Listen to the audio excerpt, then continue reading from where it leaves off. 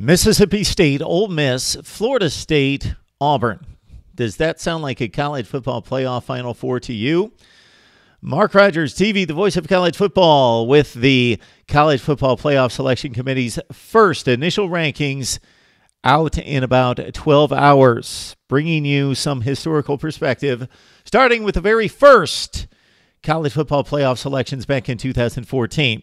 This is, of course, Mark Rogers TV, the voice of college football. Please like, comment, and subscribe. You will find here the very best in college football analysis, discussion, and debate from myself, the best bloggers and broadcasters and writers we can possibly find, plus you, the fan, the hardcore fan, the smart fan, right here at Mark Rogers TV. All right. In 2014, we departed the BCS championship, which pitted Florida State the year before against Auburn. That was the final championship game, which just culminated with the selection of two teams, and that was the end of the BCS era that ran from 1998 through 2013. Then in 2014, we had the unveiling of the college football playoff, the first year that there would be four teams in a tournament style that would be selected for the college football playoff. In our previous video, we discussed and looked at what has been both the stated criteria and has proven out to be the criteria of practice for the selection committee in these 4 years, 2014, 15, 16, and 17. Let's give this some historical perspective because the rankings will be released in just a few hours.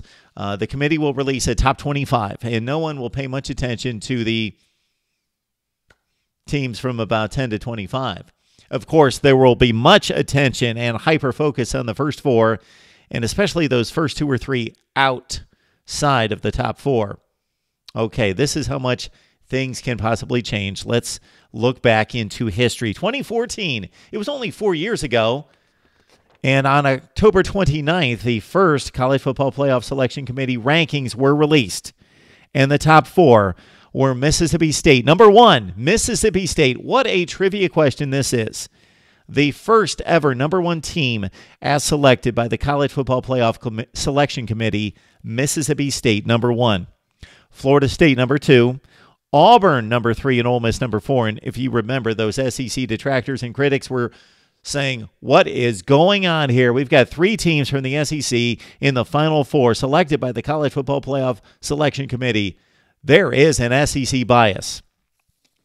Those teams, Mississippi State 7-0, Florida State was 7-0, Auburn was 6-1. They had their loss to Mississippi State on the road, and Ole Miss stood at 7-1. They had just lost the previous week to LSU 10-7. All right, what happened to those four teams the rest of the season? Because only one of them made the playoff. Well, for Mississippi State, they actually extended that 7-0 start to 9-0. Then they lost at Alabama. As the number one team in the country, they went to Tuscaloosa, lost 25-20. They lost a couple other games, including Ole Miss, defeated them at the Egg Bowl, and Mississippi State did not go to the SEC championship game, and they did not, of course, go to the college football playoff. They instead went to a major bowl game in which they have not appeared in since the 1940s. Mississippi State played in the Orange Bowl against ACC runner-up Georgia Tech, and they lost in that game despite being a double-digit favorite. So Mississippi State finished at 10-3. For number two, Florida State at 7-0, they continue to win and win and win and win very close games. Therefore, as the defending national champion, as the only undefeated team that made it to the college football playoff, they were actually ranked number three and superseded by two one-loss teams in the college football playoff. But Florida State did finish 13-0 after winning the ACC championship game by a narrow 37-35 score against Georgia Tech. They did lose the Rose Bowl, which was the site of one of the college football playoff semifinals, to Oregon. It was a close game into the third quarter, and then Dalvin Cook and company, Jameis Winston, with his famous backwards fumble, threw away the game to Oregon, and the Ducks rolled over the Seminoles 59-20. All right, at number three was Auburn. Auburn took the biggest decline and biggest fall of any of the first four. Auburn was 6-1. Well, they finished 8-5 after a bowl loss in the Outback Bowl to Wisconsin, in which Melvin Gordon completely annihilated the Tigers' defense and the Auburn Tigers finished at 8-5. Number 4, Ole Miss at 7-1 at this point. They had lost a close 3-point game to LSU. They then went on to lose to Auburn, which turned out to be known by Ole Miss fans as the Laquan Treadwell game, in which he was going into the end zone for the winning score, and they tore his ACL and knocked him out of the season, and Treadwell fumbled, and Auburn won the game. Ole Miss also lost to Arkansas. They did rebound to beat Mississippi State. They went to a Peach Bowl game with one of the top-ranked defenses in the country and took on TCU and were obliterated 42-3. And, of course, it was questioned as to whether TCU would show up for that game since they were disappointed by not making the college football playoff. But Ole Miss finished at 9-4 after losing 42-3 to TCU at the Peach Bowl. Okay, what about the teams, in addition to Florida State, that finally made the college football playoff? Well, we had Oregon at number 5 in the initial rankings, so they only had to rise one spot. They actually rose to number 2 in the final rankings and made it to the college football playoff. They were 7-1 at this point.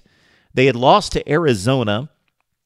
They went on to win some impressive games against Stanford, Utah, and a rematch against Arizona in the Pac-12 championship game in which they obliterated the Wildcats 51-13. Of course, they beat Florida State, went to the national championship game. In 2014 as well, in the first rankings, Alabama stood at number 6.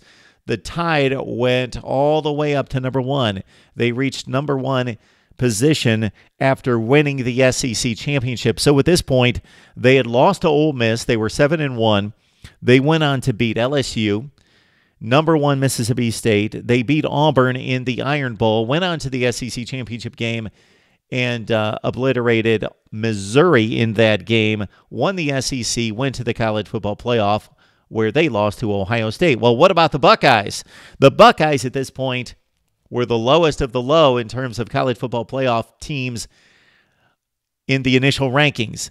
Number 16 in the country, according to the College Football Playoff Selection Committee at that point. The Buckeyes didn't have a horrible record. They were 6-1, but the one loss was against Virginia Tech, who eventually went 7-6. The final score was 35-21 in Columbus. The game was closer than that. The Buckeyes had the ball driving around midfield in Virginia Tech territory late in the game, losing 28-21 before J.T. Barrett threw a pick six, which made the final score 35-21. So Ohio State also had a backloaded schedule, so it provided them meaningful games to impress the College Football Playoff Selection Committee, and that they did. They knocked off a Michigan State team that was ranked at number 7 in the country on the road. They beat Minnesota, a team that won 9 games and went to a bowl game and won a bowl game. They beat Michigan in the final game, a down Wolverines team, but still beat Michigan by 2 touchdowns. And then, of course, the capper was the Big Ten championship game against Wisconsin, winning 59-0 against a team that was ranked number 12 in the country. So Ohio State made it controversially into the college football playoff as the number 4 seed. They, of course, went on to win the national championship, defeating Alabama and Oregon. All right. Of course, the Buckeyes were selected over TCU and Baylor, the co-champs of the Big 12. There was no Big 12 championship game. Baylor and TCU both at 6-1 during the initial rankings here. TCU was number 7, Baylor back at number 12, and actually at number 13. TCU at 6-1. They had lost to Baylor at that point, 61-58. That was a famous game as well, 61-58. Baylor defeated TCU, so they had the head-to-head claim over TCU. Now, TCU went on a nice stretch run in defeating West Virginia, 20th ranked in the country, and also Kansas State, who was number 7. And then, as we mentioned, they went on to the Peach Bowl as the number 5 or 6 team and defeated Ole Miss. Just destroyed a really good Ole Miss team, 42-3. Baylor at 6-1. They had lost to West Virginia by 2 touchdowns. Then they went on and won the rest of their games. They beat Oklahoma, number 16 in the country. They beat a number 9 Kansas State team late in the season. They went on to the Cotton Bowl, where they looked really good for 3 quarters against Michigan State. They led by 20, but let Sparty off the hook. Michigan State and Connor Cook came back on Baylor and defeated them 42-41 at the Cotton Bowl. A couple other interesting notes as I glanced through the rankings from this initial rankings by the College Football Playoff Selection Committee all the way to the end of the season. Arizona State in week 11 of the season, so the third release of the rankings, was number 6 at 8-1. And just a couple weeks later, Arizona at 10-2 was close to getting a spot as well at number 7. Consider the Wildcats now getting to a college football playoff. They were number 7 at 10-2. They then lost to Oregon in the Pac-12 championship game by 38 points and lost in a big way to Boise State in the Fiesta Bowl. Mark Rogers TV, the voice of college football, looking back at the 2014 first initial release of the college football playoff rankings as we prepare for the version that's to be released here in just a few hours in 2018. Please like, comment, and subscribe. Your memories of different playoff selections and the rankings in the past and what you think may transpire later today when the selection committee makes their selections known. Right here at Mark Rogers TV, the voice of college football.